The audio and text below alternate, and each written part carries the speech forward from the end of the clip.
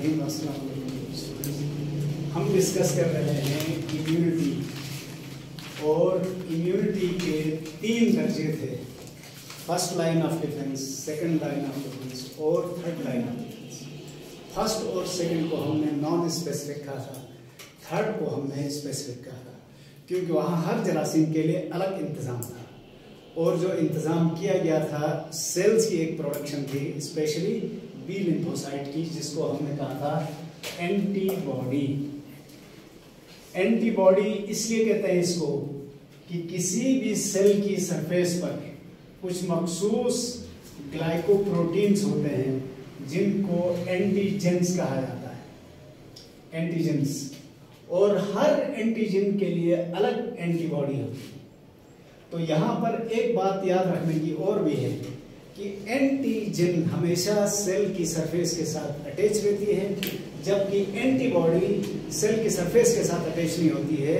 खून के प्लाज्मा और लिम्फ, जो लिम्फ है उसमें ये तैर रही होती है, और जब ये इसके साथ अटैच हो जाएगी तो उस बैक्टीरिया पर ये काबू पाती है। तो आज हमने पहले ये 2 पॉइंट पढ़ने हैं।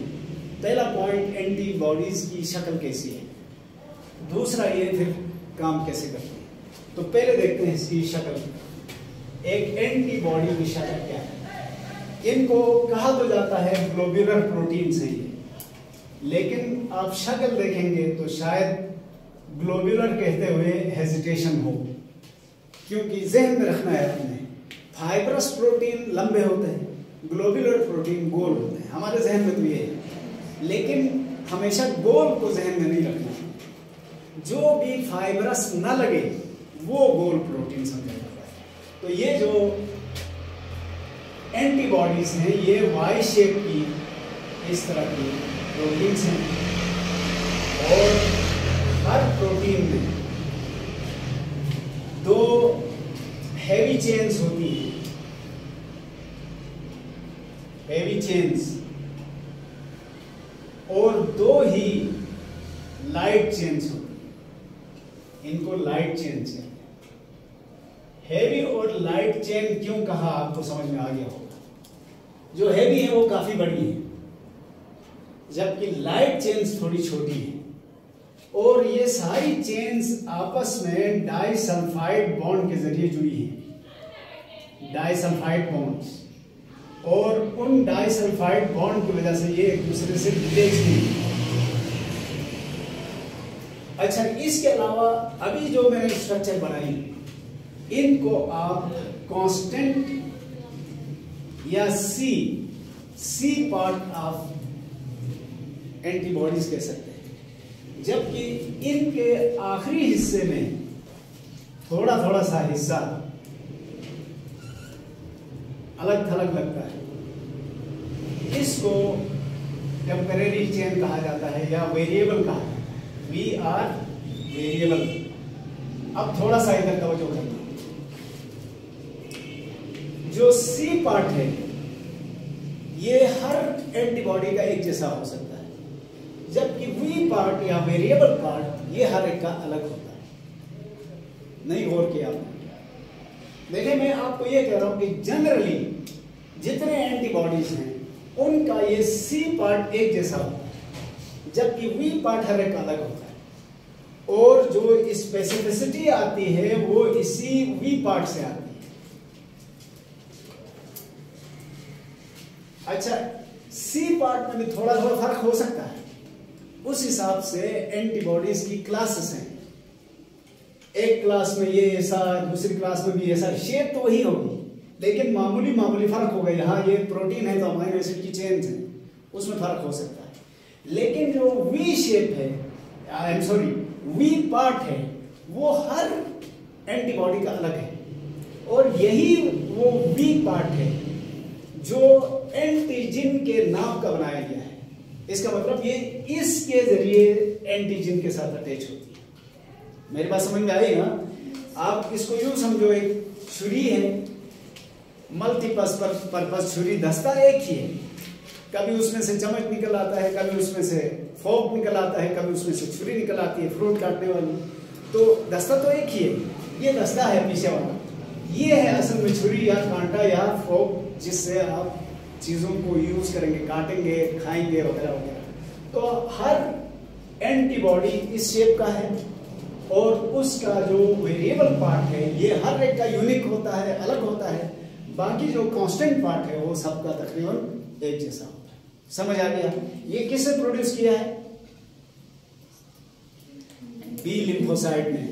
ये एंटीबॉडीज कौन प्रोड्यूस करता है?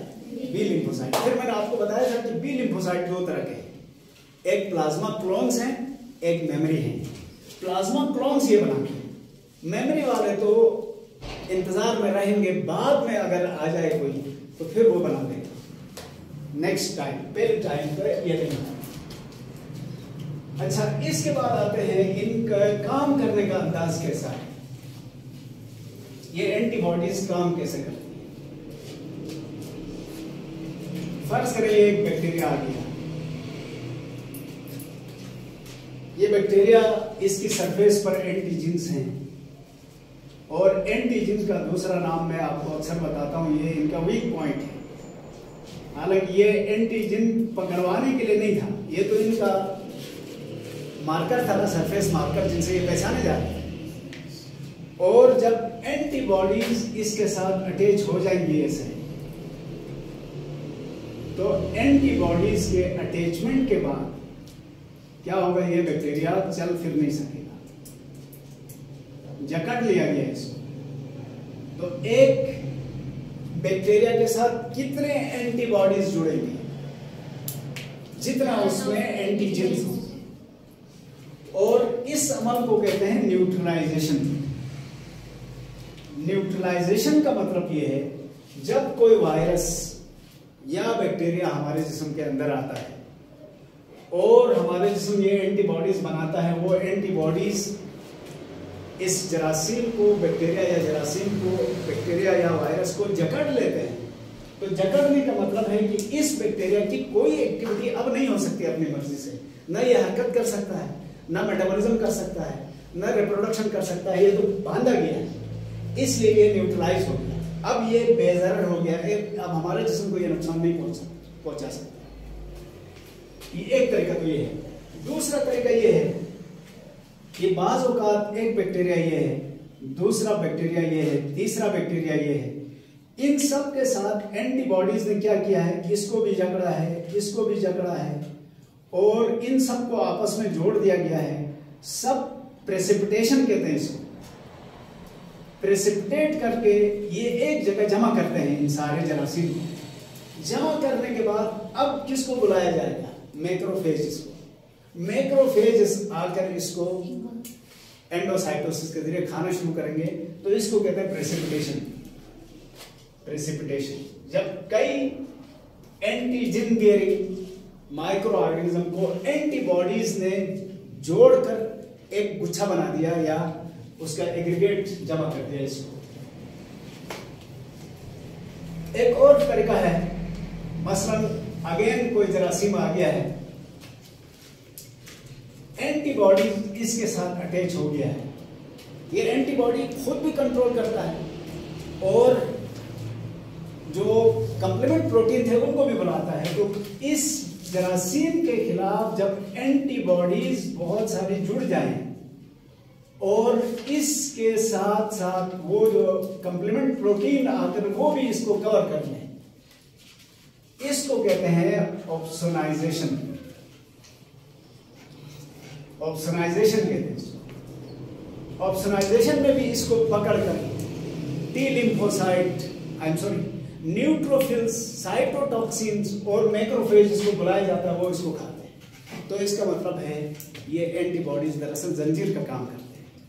पैरों को बांधा गया है, जरासीम अब हिलजुल नहीं सकेगा, उसको पकड़ा जाए। उसके बाद है एक और तरीका है, जब कंप्लीमेंट प्रोटीन आके अटैच हो जाएंगे, पहले एंटीबॉडीज अटैच हो जाएंगे, एंटीबॉडीज अटैच होने के बाद इस बैक्टीरिया को हिलने जुलने नहीं देंगे, इकट्ठा करेंगे एक जगह। मैक्रोफेज इसको भी बुलाया गया और कंप्लीमेंट प्रोटीन को भी बुलाया गया। तो कंप्लीमेंट प्रोटीन न सिर्फ इनको घेरेंगे, बल्कि कंप्लीमेंट प्रोटीन की एक टाइप को हमने परफोरिन्स कहा था ना, वो परफोरिन्स इसमें सुराख करेंगे।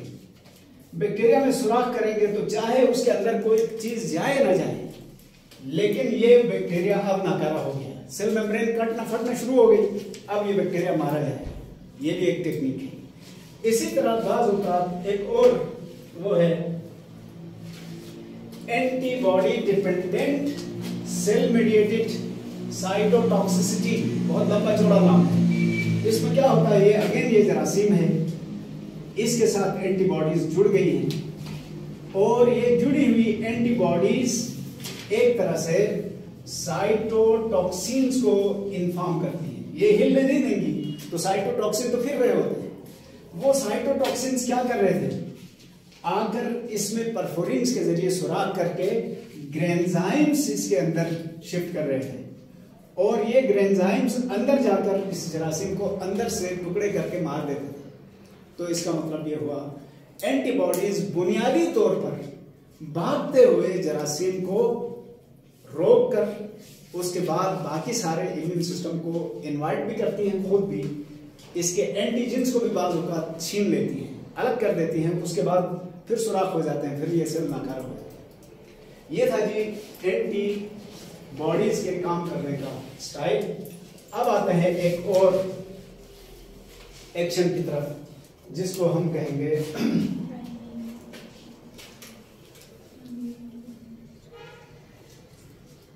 Primary and secondary immunity.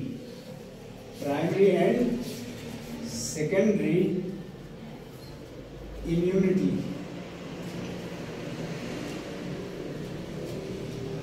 फर्ज करें एक बच्चा है, अभी पैदा हुआ है, अभी पैदा हुआ है तो इसको कोई बीमारी नहीं है, पहली दफा कोई जरासीम आ गया, आकर इस पर अप्लाई होगा, अंदर जाकर फर्स्ट लाइन ऑफ डिफेंस को इसने शिकस्त दी, फिर सेकंड लाइन को भी शिकस्त दी और दोनों को शिकस्त देकर अंदर पहुंच गया, तो आखिरी कौन सा एक्टिव होगा, थर्ड लाइन एक्टिव होगा। थर्ड लाइन हमने देखा था कि उसको एंटीबॉडीज बनाने में थोड़ा टाइम लग रहा था और एंटीबॉडीज ने बनाने में तकरीबन कहा जाता है 7 दिन लग जाते हैं। 7 दिन के बाद ये एंटीबॉडीज इस जरासीम को शिकस्त देंगे, बच्चा बीमारी से ठीक हो गया। ये जो पहली दफा बीमारी लगी ना और इसके नतीजे में इम्यून सिस्टम एक्टिव हो गया, इसको कहते हैं प्राइमरी इम्यूनिटी। तो प्राइमरी इम्यूनिटी का रिस्पांस थोड़ा स्लो था, इसलिए कि बहुत सारे स्टेप से गुजरना था इसलिए। अब क्योंकि ये एंटीबॉडी बनाने वाले मेमोरी सेल्स भी है ना, उन्होंने मेमोराइज करके रखा है। अब ये बच्चा थोड़ा सा बड़ा हुआ है, इस बीमारी से बचा है, यही बीमारी अब इस बच्चे पर दोबारा अटैक करेगी, तो अब क्या होगा, अब वो सारे स्टेप रिपीट करने की जरूरत नहीं है। अब इस दफा एक्टिव हो जाएंगे मेमोरी सेल्स। मेमोरी सेल्स हमें मालूम है टी लिम्फोसाइट के भी मेमोरी सेल्स थे और बी लिम्फोसाइट के भी मेमोरी सेल्स थे। बी लिम्फोसाइट के मेमोरी सेल्स बड़ी जल्दी एंटीबॉडीज बनाएंगे और ये एंटीबॉडीज उन जरासीम के ऊपर फौरी तौर पर अटैक करके इसको बच्चे को बीमारी से जल्दी नजात मिलेगी। तो इसका मैक्सिमम टाइम 3 डेज, ज्यादा से ज्यादा 3 दिन लगेंगे बच्चा ठीक हो जाएगा। पहले उसमें कितने दिन लगे थे, 7 दिन लगे थे। इसीलिए अगर हमें ग्राफ बनाने को कहा जाए तो हम यूं कह सकते हैं, सबसे पहले फर्स्ट लाइन को डिफीट, सेकंड लाइन को डिफीट, थर्ड लाइन को डिफीट किया गया और एंटीबॉडीज बनाने तक, मेमोरी सेल्स बनने तक, प्लाज्मा क्लोन्स बनने तक हमने कहा 7 दिन लगे। 7 दिन के बाद ये बीमारी खत्म हो गई। अगर नेक्स्ट उसमें लगी सेकेंडरी में, तो क्या हुआ है, 3 दिन के अंदर अंदर इस बीमारी को बिल्कुल जड़ से खत्म कर दिया। ये कहलाएगी सेकेंडरी इम्यूनिटी। अब यहां बीच में एक टॉपिक छोड़ के मैं आगे जा रहा हूं, वो टॉपिक क्योंकि इससे थोड़ा सा डिफरेंट है, वो हम बाद में डिस्कस करेंगे। इससे पहले हम डिस्कस करेंगे कि जो इम्यूनिटी है उसकी कितनी अक़साम है इस एंटीबॉडीज के लिहाज से। सर, इसमें मेडिसिन की जरूरत नहीं होगी? इसमें मेडिसिन की जरूरत नहीं है, अब मेडिसिन की जरूरत नहीं है क्योंकि, लेकिन ये याद रखना ना, हर बीमारी के लिए ये नहीं है। आमतौर पर ब्लड बॉर्न डिजीज या टिश्यूज में जो है उनके लिए ये इफेक्टिव है, बाज़ औक़ात ये इफेक्टिव नहीं है, उस वक्त हमें दवाई दी जाती है। तो ऐसी बीमारियां जो एक दफ़ा लग के फिर हो जाए उनको दवाई की ज़रूरत नहीं है। हाँ, हम बेसब्र भी तो है ना, तो 3 दिन तक इंतज़ार क्यों करें, इसलिए दवाई खा के तसल्ली भी करें। ये भी इम्यूनिटी की 2 अक़साम है। एक को कहा जाता है एक्टिव इम्यूनिटी, दूसरी कहलाती है पैसिव इम्यूनिटी। दोनों में फर्क क्या है, तवज्जो से सुनना। एक्टिव इम्यूनिटी में क्या होता है, जरासीम जिस्म में दाखिल हो गया है, हमारे अपने इम्यून सिस्टम ने एंटीबॉडीज बना दिए हैं और उसके जरिए जरासीम को शिकस्त दिया गया है, हम बीमारी से ठीक हो गए। ये हो गई एक्टिव इम्यूनिटी। गौर नहीं किया बेटा, मैंने क्या कहा, जरासीम आया, हम बीमार हुए, इम्यून सिस्टम ने एंटीबॉडीज बना ली, जरासीम को शिकस्त हुई, हम ठीक हो गए। ये है एक्टिव इम्यूनिटी। बाज जरासीम का रिस्क नहीं ले सकते, बहुत खतरनाक है वो, अगर वो आ गए तो हमें मार देने का खतरा हो सकता है। उस सूरत में हम क्या करते हैं, बाहर से कहीं से रेडीमेड एंटीबॉडीज जिस्म में दाखिल करते हैं, जो जिस्म ने नहीं बनाया है। जब रेडीमेड एंटीबॉडीज के जरिए इलाज किया जाए तो इसको कहते हैं पैसिव इम्यूनिटी। एक्टिव इम्यूनिटी की फिर 2 अक़साम है, एक है नेचुरल एक्टिव इम्यूनिटी और दूसरी है आर्टिफिशियल एक्टिव इम्यूनिटी। इसी तरह पैसिव इम्यूनिटी की भी 2 अक़साम है, ये भी एक नेचुरल है और दूसरी आर्टिफिशियल है।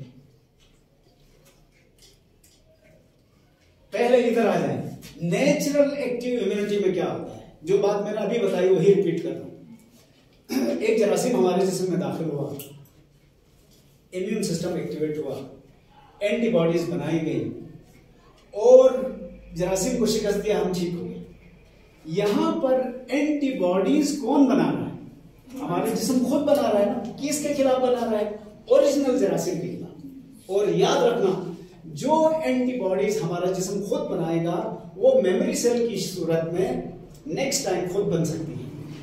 अब ये बीमारी, इस बीमारी से हम बच गए तो अब दोबारा ये बीमारी हमें नहीं हो सकती, या हुई भी तो जल्दी इस पर काबू पा लेंगे। जैसे अभी कहा था कि हमने सेकेंडरी इम्यूनिटी कह रही, इसको कहा था ना, तो ये ठीक हो जाए। आर्टिफिशियल में क्या होता है, कुछ जरासीम की रेट ऑफ रिप्रोडक्शन इतनी फास्ट है कि इम्यून सिस्टम को वो शिकस्त दे सकता है। इसलिए हम इस वक्त क्या करते हैं, वैक्सीन्स का इस्तेमाल करते हैं। वैक्सीनेशन को आर्टिफिशियल एक्टिव इम्यूनिटी कहते हैं।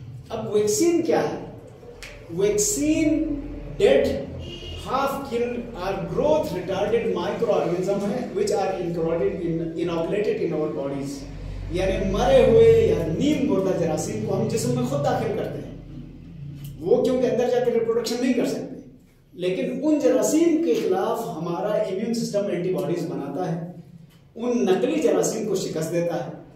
अब एंटीबॉडीज एक दफा बन चुकी हैं तो अंदर हैं, इसलिए बाद में असली जरासीम आएगा तो ये काबू पाएगा, ठीक हो गया। मिसाल के तौर पर हमें बच्चों को पोलियो वायरस पिलाते हैं, पोलियो वायरस के कतरे पिलाते हैं, या पोलियो के कतरे कहते हैं शॉर्ट करके। पोलियो के कतरों में क्या है, मरा हुआ वो वायरस जो रिप्रोडक्शन नहीं कर सकता है, तो शक्ल नकल पूरा उसी वायरस का, लेकिन वो ग्रोथ के काबिल नहीं है। जब वो वायरस अंदर जाएगा हमें तो नुकसान नहीं पहुंचाता, लेकिन इम्यून सिस्टम अपनी रफ्तार से एक्टिव हो जाएगा, उसको तबाह करेगा एंटीबॉडीज के जरिए। अब एंटीबॉडीज बनाने की सलाहियत हमारे जिस्म में पैदा हो गई। बाद में अगर कहीं से एक्टिव ये जो पोलियो वायरस आ गया तो एंटीबॉडीज बन चुकी हैं पहले ही, इसलिए ये वायरस अब हमारे इम्यून सिस्टम को शिकस्त नहीं दे सकता। तो पहले केस में क्या हुआ है, ओरिजिनल जरासीम आया है, उसने हमें बीमार कराया है, हमारे इम्यून सिस्टम ने उसका जवाब दिया है एंटीबॉडीज के जरिए, और ये एंटीबॉडीज तो नहीं, इनको बनाने वाले मेमोरी सेल्स मौजूद हैं, वो नेक्स्ट टाइम इस बीमारी को होने ही नहीं। दूसरे केस में हमने क्या किया है, मरे हुए जरासीम हमने खुद जिस्म में दाखिल किए हैं, उनके खिलाफ एंटीबॉडीज, ओरिजिनल एंटीबॉडीज बन चुकी हैं, मरे हुए जरासीम का भी खात्मा हो चुका है, मेमोरी सेल है, नेक्स्ट टाइम अगर ओरिजिनल जरासीम ये आ जाए तो ये एंटीबॉडीज उसको तबाह करें। ये है एक्टिव इम्यूनिटी। अब पैसिव इम्यूनिटी में क्या होता है, बाज जरासीम या उनके जहर या बाज दूसरे जहर बड़े खतरनाक होते हैं। इम्यून सिस्टम के एक्टिव होने से पहले वो हमें मार देते हैं, और ऐसा जरासीम दाखिल हो जाए तो अब क्या करें,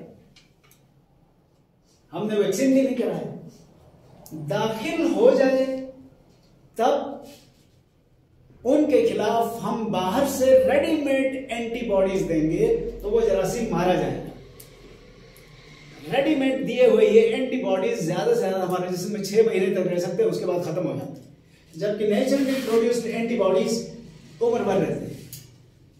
अब इसकी भी 2 टाइप्स हैं, एक आर्टिफिशियल एक नेचुरल है। नेचुरल मसलन माँ का दूध, मिल्क, अगर आपने कभी एक्सपीरियंस किया हो, जब गाय बच्चा देती है तो शुरू के 3 दिन बड़ा गाढ़ा सा पीले रंग का दूध निकलता है, और हम जालिम लोग इंसान क्या करते हैं, उस दूध को उबालते हैं तो एक सॉलिड सा मांस बन जाता है, वो हम खा जाते हैं मुख्तलिफ नाम देके। वो सारे एंटीबॉडीज, उसमें कोई खुराक नहीं, वो एंटीबॉडीज माँ से बच्चे में ट्रांसफर हो गई 3 दिन तक, उनको कहा जाता है नेचुरल एंटीबॉडीज। जबकि आर्टिफिशियल ये है, कुछ किसी जानवर में एक जरासीम डाला आपने, जानवर ने जरासीम के खिलाफ एंटीबॉडीज बना लिए, अब वो एंटीबॉडीज हमने ला के शीशियों में बंद करके दवाई के तौर पर बेचा, ये आर्टिफिशियल। समझ आ गया बेटा?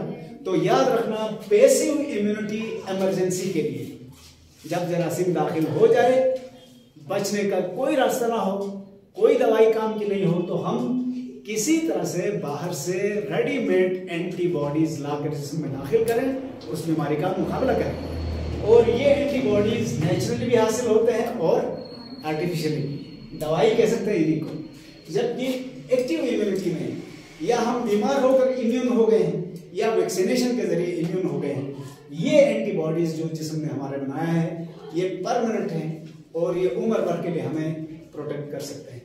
ये ज्यादा से ज्यादा 6 महीने तक हमारे जिस्म में रह सकते हैं, जो आर्टिफिशियल है। समझ आ गया बेटा? Yes sir.